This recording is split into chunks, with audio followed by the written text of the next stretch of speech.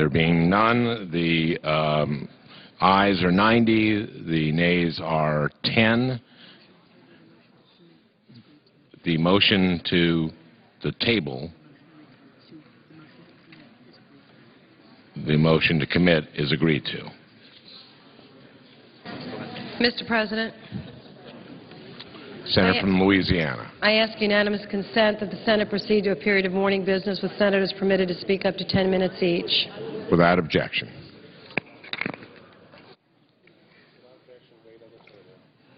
Without objection, laid on the table. What was I responding to there? Did he break it? I suggest the absence of a quorum. The absence of a quorum. The clerk will call the roll. Mr. Akaka.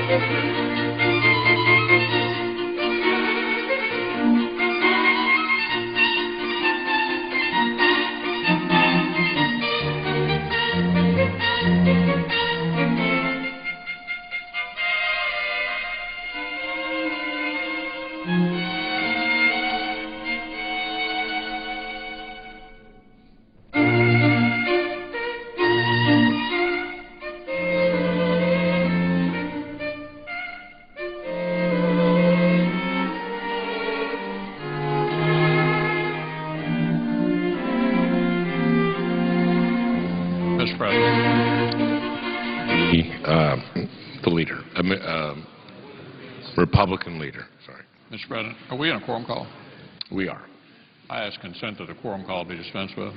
Without objection. Mr. President, just a brief observation about the vote we just had. I would say to our colleague from Kentucky, Senator Paul, the issue of the American effort in Libya is a legitimate discussion for debate. I think a legitimate issue for debate. It's a debate we need to have, and I'll be talking to the majority leader about the appropriate time to do that. A number of senators are talking about, among themselves, on a bipartisan basis, about what kind of resolution would be appropriate, and certainly the Senate speaking on this issue is something we need to do in the very near future. I yield the floor, or suggest the absence of quorum. The clerk will call the roll. Mr. Akaka.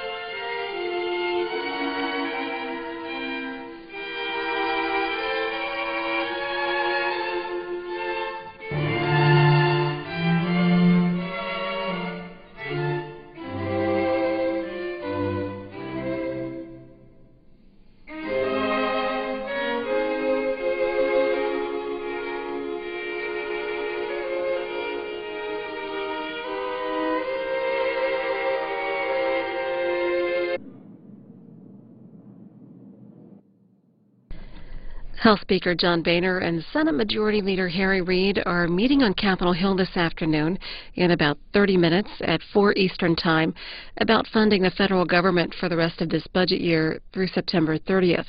Current funding expires on Friday. President Obama told reporters earlier today that if that meeting does not produce an agreement, he would ask them to come back to the White House tomorrow. They met with the president this morning without reaching a deal on spending. Meanwhile, House Budget Committee Chairman Paul Ryan released a budget for next year.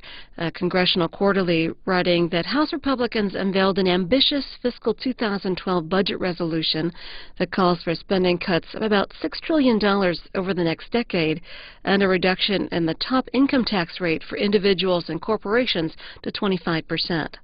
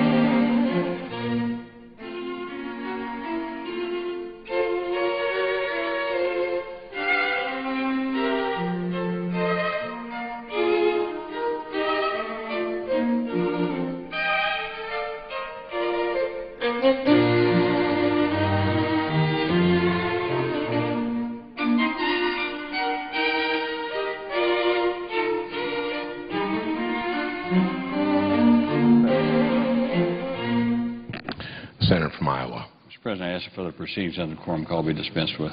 Without objection. Mr. President, responsible leaders in Washington are working hard to find a compromise to fund the government through the end of the year. Regrettably, however, many Republicans in the House, spurred on by the Tea Party, or radicals, are still threatening to throw a temper tantrum and to shut down the government if they don't get all of their demands.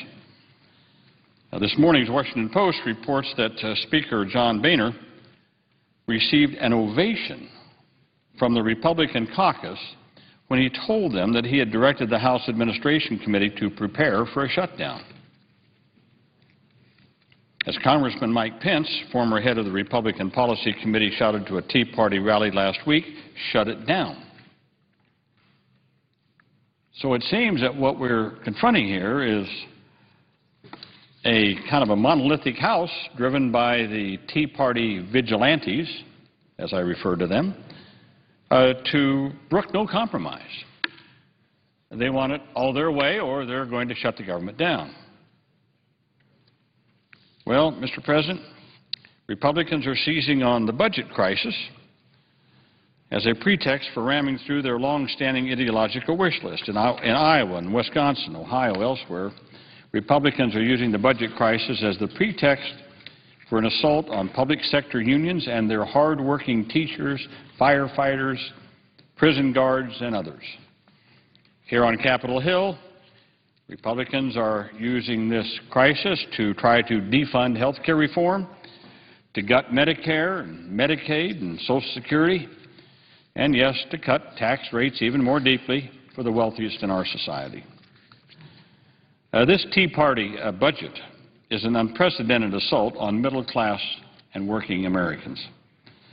It would drive down American standard of living, shred the economic safety net, reduce access to health care and higher education, and do grave damage to our public schools and our ability to prepare the next generation for the jobs of the future.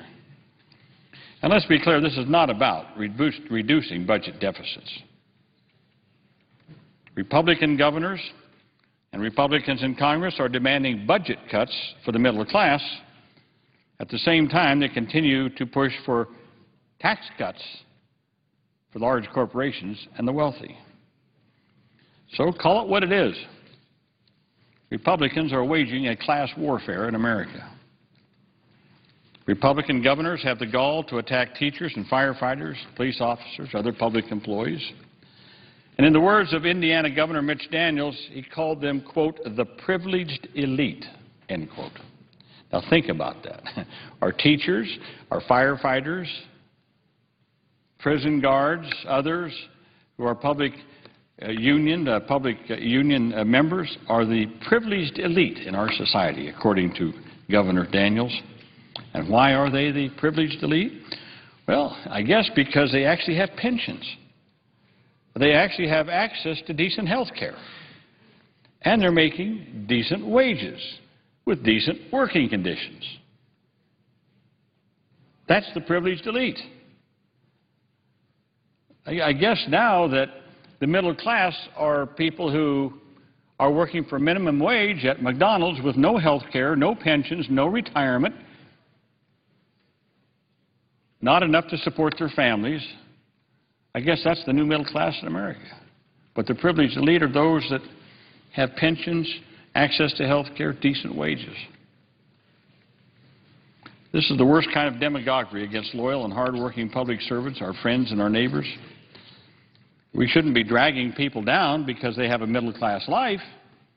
We should be working every day to give every American that opportunity. Meanwhile, as Republicans at the state and national level go after the health care and retirement security of middle-class Americans, they are going all out to pass more tax cuts for the wealthy. The Republican governor in Michigan called for a $1.8 billion cut in corporate taxes. Wisconsin Governor Walker has called for $200 million in cuts.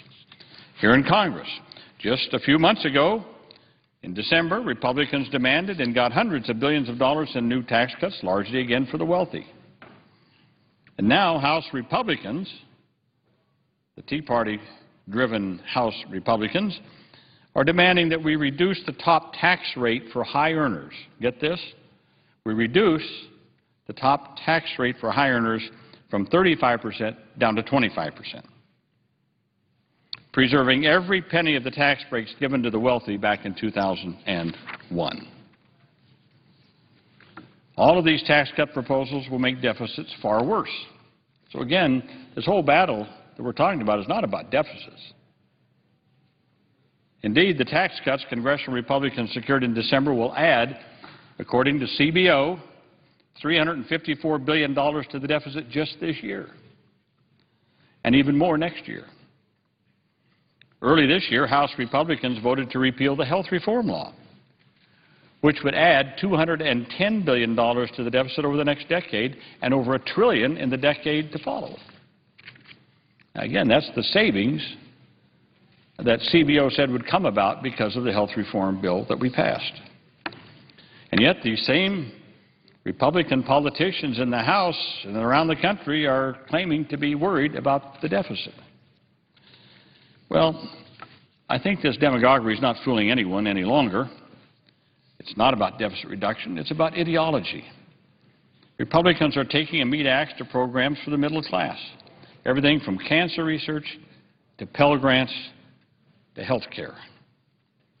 They're gutting the safety net, started and built up over generations, starting with President Franklin Roosevelt. It's the same old Republican game plan. Give huge, unaffordable tax cuts to the wealthy and give budget cuts to the middle class and the most vulnerable in our society, including seniors and people with disabilities. Mr. President, this new Tea Party Republican budget proposal gives new meaning to the word extreme. Look at what they've proposed. The new budget that's just come out from the House side would basically eliminate Medicare as we know it. It would create a new voucher program with seniors in the future paying out of pocket for many life-saving health care costs. Estimates are that this would raise premiums and cut benefits for 25 million seniors. It's a massive giveaway to private insurers, a system that CBO, Congressional Budget Office, tells us is much more expensive and we know less efficient than Medicare. And by design, these vouchers would not keep up with rising health care costs, so they would lose value every year with seniors paying the difference or ending up uninsured. Again, the assault on Medicare is a transfer of wealth from the middle class to insurance companies and their shareholders, their stockholders. The House budget would reopen the prescription drug donut hole, requiring seniors to pay $3,600 a year more for prescription drugs. They propose to block grant Medicaid and cut $1 trillion in health care services, which would end vital services that seniors and disabled Americans depend on, like coverage for nursing homes or home health aides. By shifting the cost to the states, this would worsen state budget deficits and lead to higher property taxes. 17 governors sent a letter to congressional leaders opposing this, writing that, quote, it would shift costs and risks to states. States would be forced to bear all costs after hitting the annual cap, just as the baby boom generation is entering their retirement years, with likely steep increases in their health care and long-term care costs. The ensuing funding shortfall will leave states with an untenable choice between increasing taxes, cutting other state programs, or cutting eligibility benefits or provider payments, end quote. That's from a letter that 17 governors sent to the President. I remind my colleagues that Republicans complained bitterly in the last Congress when we approved support for the states to maintain health programs for the poor in the recent recession, a level of support that Republicans are now trying to slash in the states. The House budget would put future seniors in the same budget vice. And the Republican budget proposal doesn't stop at dismantling the safety net and programs that seniors rely on for secure retirement. It makes profound and destructive cuts to the entire range of programs that underpin the American middle-class standard of living. Everything from education, student grants and loans, law enforcement, clean air and clean water, food safety, biomedical research, highways, bridges, and infrastructure. In short, all of the programs and services that Americans rely on for a decent way of life. Mr. President, the Republican assault on the middle class is breathtaking, both in its scope and its depth. And it could not come at a worse time for working Americans who are already under enormous strain, who already fear that the American dream is slipping away. It's no secret that people are working harder and longer than ever before, but they still can't seem to meet the cost of basic everyday needs, like education, transportation, housing, health care, let alone put away enough money to support themselves in old age. Even before the Great Recession, during boom times, working people weren't sharing in our nation's prosperity. Real wages peaked in the 1970s, and they haven't moved since. Think about this. Real wages, when accounted for with inflation, real wages today are about where they were in 1979. Think about that. The middle class in America has not made any headway since 1979. And you wonder why people are upset. Because they see the middle-class way of life slipping away from them and their children. Now, I don't think you can say that the wealthiest 400 or 500 people in America are at the same place they were in 1979. Not at all. In fact, in the mid-1970s, the top 1% of Americans, in terms of wealth, the top 1%, had about $8 trillion in assets. Today, that same 1% have over $40 trillion in assets. Not the same as where they were in 1979. top 1% has seen their income soar. Now, last Friday, our colleague from Rhode Island, Senator Whitehouse, was on the floor, and he had some very startling, I think, statistics. He pointed out that the 400 highest income earners in America, the 400 highest income earners in America, earned an average of $344 million a year. Got that? They earned an average of $344 million a year, and they paid an effective tax of 16.7%.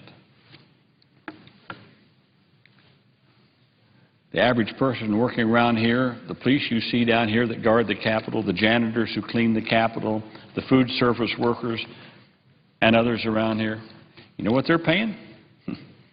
They're probably paying 29, 30% of their income in taxes. But the 400 highest only paid 16.7%. And you wonder why people think things aren't quite on the up and up, why things aren't quite fair? You detect, I think when we go around, you detect people are just kind of feeling uneasy about where this country is headed. And yet,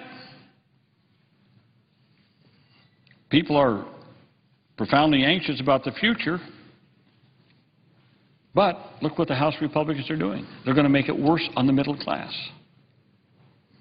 People are worried that they won't be able to have a decent house or enough food for their families or pay for their kids' college education. People today are working harder and harder. They don't even take vacations any longer because they can't afford to. If we learned anything from the Great Recession, it's that most families, even those solidly in the middle class, are just one pink slip away from economic catastrophe. Now, everyone keeps talking about a recovery. Many of our friends and neighbors aren't seeing it. Corporate America is sitting on over $1 trillion in cash. $1 trillion in cash while 14 million Americans are out of work. That's just the official number. That's not counting another 15 million who are underemployed or who have quit looking for jobs because they've been shut out of the job market. So this recovery doesn't look like a real recovery to me, not a real one. It looks like a repeat of the last recession when the entire recovery went to the wealthiest and working people were left behind. And now Republicans have proposed a budget that will destroy the middle class in this country.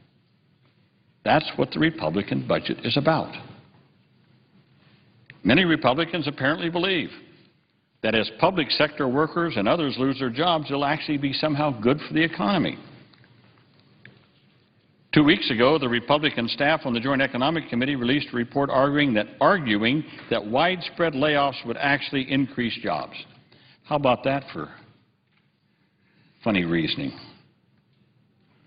As a Nobel Prize-winning economist, Paul Krugman pointed out, this is a throwback to the thinking of Depression-era Treasury Secretary Andrew Mellon, that the idea that by driving down wages and benefits will increase employment.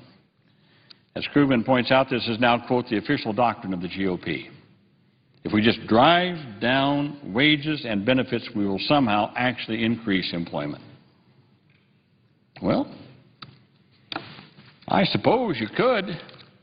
I suppose if we got everybody down to working for $1 an hour, there might be a lot of jobs out there. The idea is not a job. It's not just having someone work. The idea is to have a good job. As I have pointed out many times in speeches I've given in the past, when you think about it, in our sordid history of America, every slave had a job. Think about that. Every slave had a job. Were they free? Were they happy? Did they keep their families together? Were they able to build up a middle-class nest egg? Did they have decent retirement and health care? But they had a job. Is that all we're after? Is just a job? It seems to me what we are after are jobs that pay decent wages, decent working conditions, that allow people to have time with their kids and their family, What's wrong with having a job that pays a decent wage and you have decent working conditions and you get to take a decent vacation every year, you have health care coverage, you have pensions set aside for your old age? What's wrong with that kind of a job? These are the kind of jobs we want for Americans, not just a job. But the Republican philosophy seems to be just a job. Forget about the pension, forget about your standard of living, just be thankful that you got a minimum wage job. That's where this Republican budget is driving us. Now, Mr. President, I couldn't help but think about this in terms of looking at what's happening around the world, and what's happening in Libya, and what happened in Egypt, and Syria, and Yemen, and what's happening in other places around the globe. I think when stripped away of all of it, what it seems to me is that in all these countries, people are saying we've had enough of a system where a few at the top get everything and nobody else gets anything, and we're all at the bottom. So in many of these countries, these revolutions are going on so people can have a more decent life, a better share, if you will, of the products of their own society. So they're going in the direction of trying to establish a better middle class, a stronger middle class. And what are we doing in America? The bastion, really, of middle class virtues. We're going in the other direction. We're destroying the middle class. We're taking away the kind of livelihoods that built the middle class. That's what this is about. The future of our nation depends on our ability to ensure that the benefits from economic growth are widely shared. Widely shared.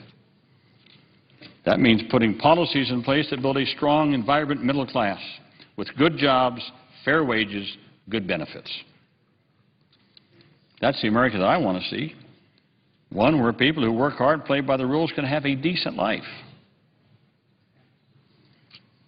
Tragically, the Tea Party budget plan would take us in exactly the opposite direction. It would gut the whole range of programs that support the middle class in our country. It would dismantle the safety net for seniors, for those with disabilities, for the low income. A safety net, as I said earlier, that was created under President Roosevelt and has been strengthened since. Mr. President, the Republican Tea Party budget is built on bad priorities, bad policies, and just plain bad values. As columnist E.J. Dionne points out, Americans can now see, and I quote, how radical the new conservatives in Washington are, and the extent to which some politicians would transfer even more resources from the have-nots and the have-a-littles to the have-a-lots, end quote.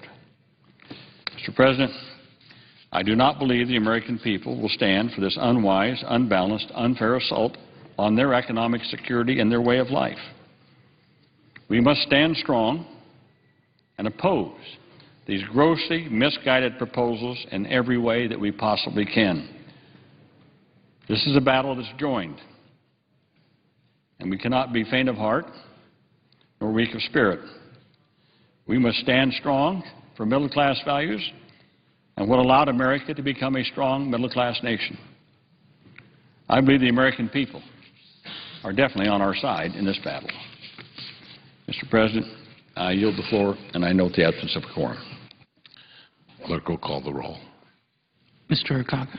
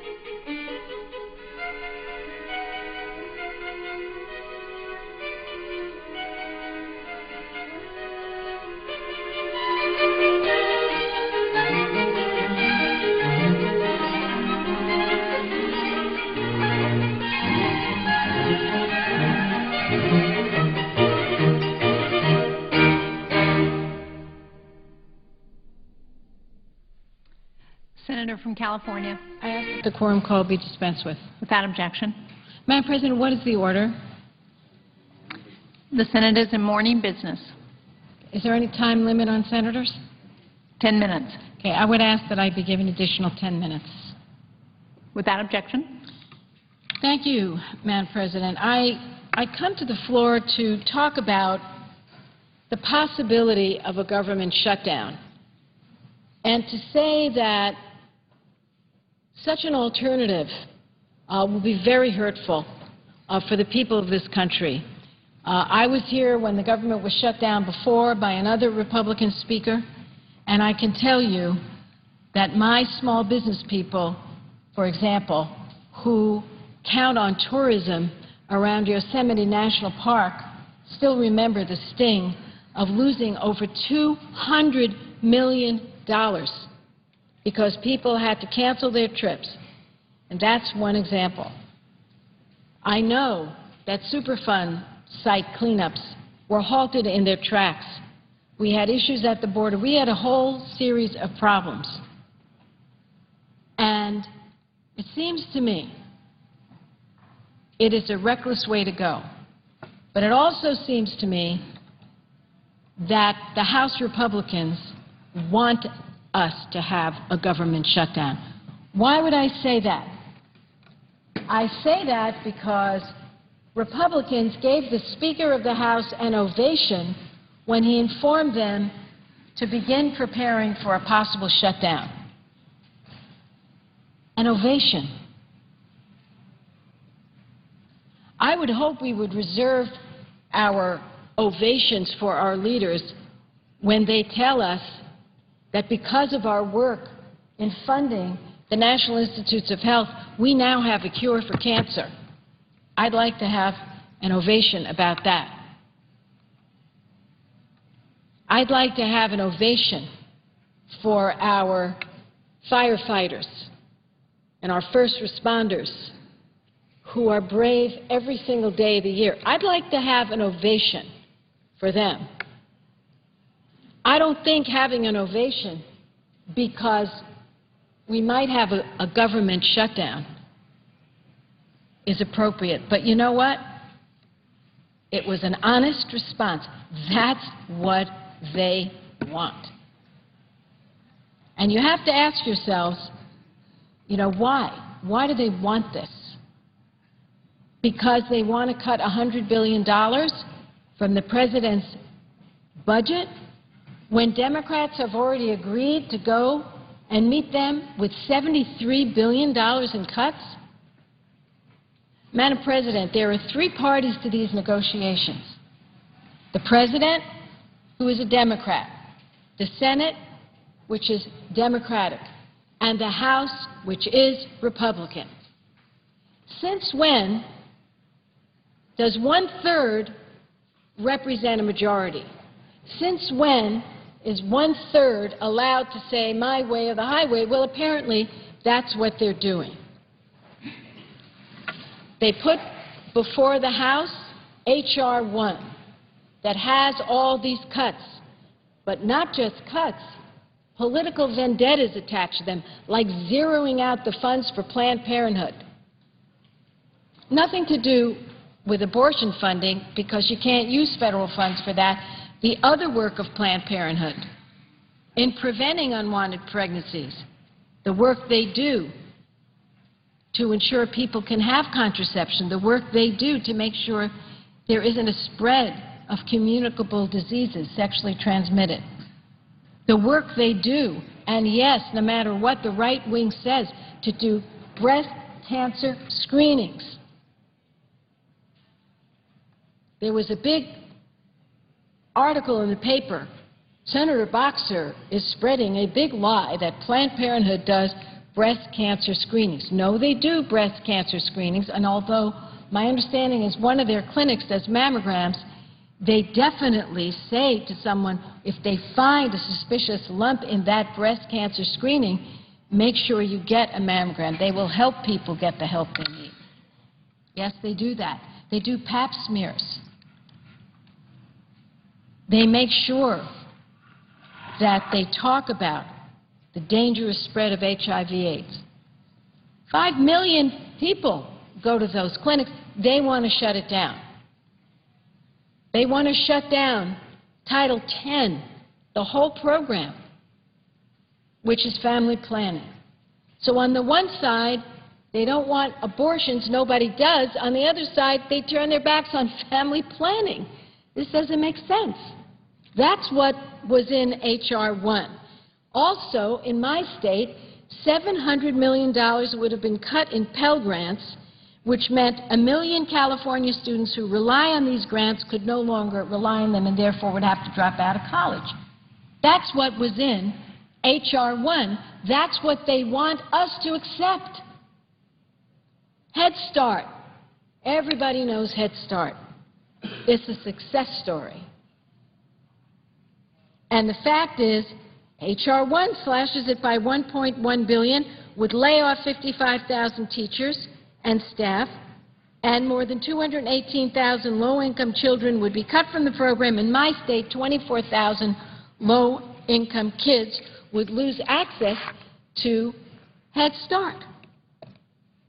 And they're doing all this while they're giving the huge tax breaks to the billionaires. It's wrong. They would cut community health care centers, 457,000 Californians. You know, that's a big number. There are some states that have fewer than that. 457,000 Californians would lose their health care if they went to community health care centers. 12 centers would close. Why on earth would anyone want to do it? Well, they want to do it. We can figure other ways to get to those cuts. We've told them there are other ways to do it. You know, the thing that amazes me is Democrats are the ones that balanced the budget with Bill Clinton. We took deficits as high as the eye can see, debt forever, and we turned it all around. We balanced the budget and created surpluses, and now we're being lectured to that if we don't do it the exact way our friends want, which is to hurt children and education and environmental protection, and by the way, safety issues like making sure that our airplanes don't develop holes in them. Important point. They go after all of this. Cuts to after-school programs. That breaks my heart because I know kids, 11,000 kids in California would be shut out. And we all know kids need help after school. And if they're alone, they get in trouble. They get in trouble. It costs us money. These cuts are ridiculous. We can sit together and work together and do it in a much fairer way.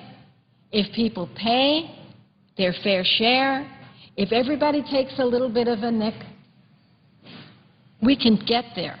We've shown them how to get to $73 billion worth of cuts. That's just for the next 6 months. They're demanding $100 billion their way or the highway. This is a ridiculous situation to be in. And I'm just going to say again, if you control 1/3 of the power in this trio, where you have the President is a third, the Senate is a third, and the House is a third, and you're in the House and you're the only ones run by the Republicans, by what measure do you have a right to say my way or the highway? I don't think the American people would think that's right. They want us to work together. And that's the message of the President. I got to tell you, this budget by the Republicans, H.R. 1, that we voted down here, would lead to nearly 900 fewer Border Patrol agents nationwide. Everyone wants to make sure our border is safe. 900 would be gone. How about $1.3 billion cut in the National Institutes of Health, working as they are to develop new treatments for cures for cancer and Alzheimer's? If you ask the average family what they fear, they'll mention, we fear that somebody in our family is going to suffer from one of these diseases. It's outrageous. They're going to kill an Energy Department loan program when we know we can't be dependent on foreign oil. We need to find those alternatives.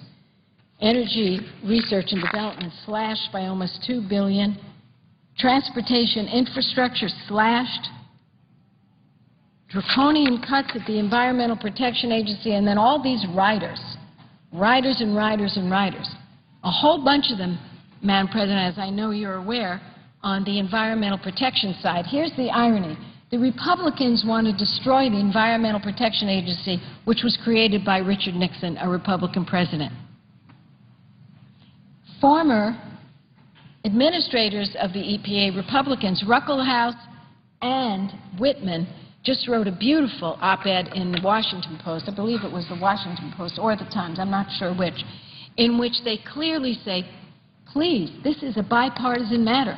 But yet the Republicans want to, in H.R. 1 and do, stop the EPA from enforcing clean air law, which will make our skies dirtier, our kids get more asthma, premature deaths, and all the rest. So big surprise that we voted it down over here. It only got 44 votes. It's radical. It's radical. And we can meet them way more than halfway. We already have, without hurting our people and still getting the budget cuts that we need. Well, I'm here to say it has now been 35 days since the Senate passed S-388. What is S-388? Senate Bill 388 says if there is a shutdown, members of Congress and the President will not receive their pay. Why do I think this is important? Because most people don't know that although our staffs won't get paid, although many federal employees will not get paid, members of Congress have a special protection built in because we're paid under a statute, and so is the President. And so, 35 days ago, we sent over to the House a very simple bill. It says if there's a shutdown, basically that means failure on our part to keep the government going. What could be more basic than that? We shouldn't get paid, and we shouldn't get paid retroactively. Our colleagues over there have taken no action. Now, if you ask them, they'll say, oh, yes, we did. We put that in another bill and passed it. Well, you know what the other bill is? The other bill is an illegal bill. The other bill would make our founders roll over in their graves. This is what the bill they embedded no budget, no pay in. Follow me. And I especially hope the young people listening to this debate will follow me, because you've learned how a bill becomes a law. It goes through a committee, usually, it doesn't have to. It goes to one house, they pass it, the other house passes it, so you get the House and the Senate, and then it goes to the President. He either signs it or vetoes it. If he signs it, it's law. If it's vetoed, two-thirds can override him. Guess what? They put no budget, no pay into a bill that says the following. If the Senate has not acted by a date certain on H.R. 1, this horrible bill that I just talked to you about, that bill will have been deemed to be the law. Now it's a new deal. We deem. So in other words, I have 20 bills that I've introduced. Today, I deem them law. I have some great bills. One is the Violence Against Children Act, very, very important. Another would help, many of my transportation folks. I deem them all law. How is that legal? It's illegal. So they're saying if we don't act on H.R. 1 again, it's deemed the law. It's ridiculous. It doesn't even pass the smell test, the laugh test, and they've embedded in it no budget, no pay. So big surprise, we're not going to pass it over here in that form. So I'm saying that this is a maneuver and a little dance by Speaker Boehner and Eric Cantor, who is the leader over there, to make it look like they're not for them getting their pay, but to do nothing about it. So let me tell you what I've done. I've written a letter, and it has many colleagues on it. I will read the letter. We're sending it by end of business tonight. Dear Speaker Boehner, we write to request a meeting with you to discuss House passage of S-388, legislation to prohibit members of Congress and President from receiving any pay during a government shutdown. Over a month ago,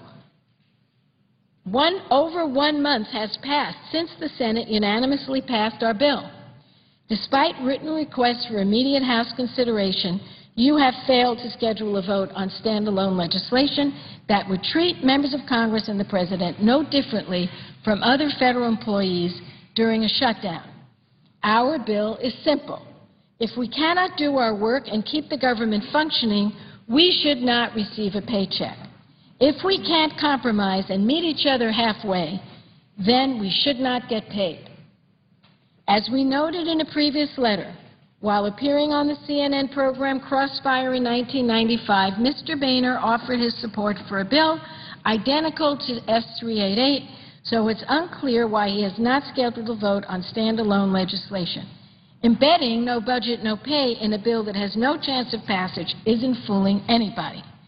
We request a meeting with Speaker Boehner as soon as possible, whether in person or via conference call, to discuss how we can work together to immediately send this legislation to the President.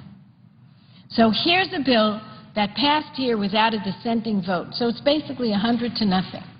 In a time when we can't agree on the color of that wall, we agreed to pass this no budget, no pay legislation. But Speaker Boehner, who got a standing ovation, maybe it was a sitting ovation, didn't say standing ovation, but he got an ovation for talking about preparing for a shutdown, has not done one thing to make sure that his members and he do not get paid in case of a shutdown. I think it's appalling, it's embarrassing. I just am stunned. And the reason I am pressing this, Madam President, is I believe that people should be treated equally. I believe that if they are cavalierly applauding and giving an ovation to Speaker Boehner when he just talks about planning for a shutdown, I believe they want a shutdown. And they have no skin in the game. They pay no price.